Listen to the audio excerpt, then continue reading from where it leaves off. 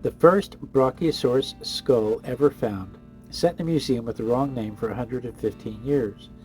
A farmer named Marshall Parker Felch discovered it in Colorado back in the 1870s while working for the famous paleontologist Othniel Charles Marsh, and Marsh slapped a Brontosaurus label on it. The skull just sat there in storage until 1992 when somebody finally pulled it out and said, "Wait a minute, this has completely different features.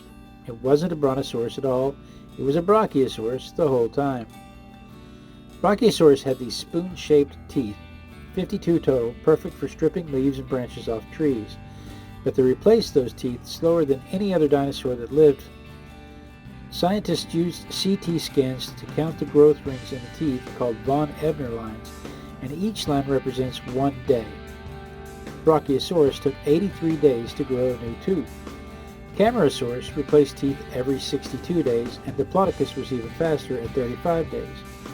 The slower replacement meant Brachiosaurus teeth were more complex and durable, built to last. The skull had these massive bony nasal openings on top of the head, and for decades, scientists thought that Brachiosaurus breathed through the top of its head like a snorkel and lived underwater. The whole aquatic theory falls apart when somebody finally did the physics. Water pressure at that depth would have crushed their lungs completely. They wouldn't have been able to breathe at all.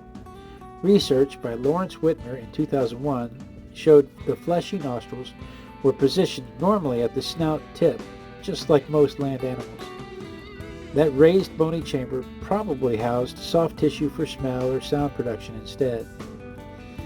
Despite brachiosaurs being 82 feet long and weighing 62 tons, their head was proportionally tiny. The skull had all these holes in it called fenestrae that reduced the weight even more. When you've got a neck that long, every ounce at the end matters.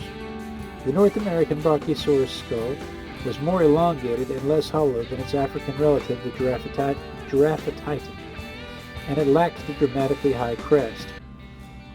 The skull structure helped scientists confirm in 2009 that these were two separate genera and not the same dinosaur.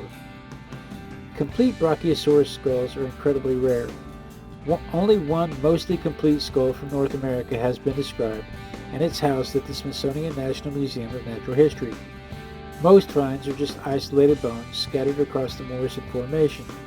Scientists are still hoping future discoveries will provide better skull material so they can finally piece together what this giant actually looked like.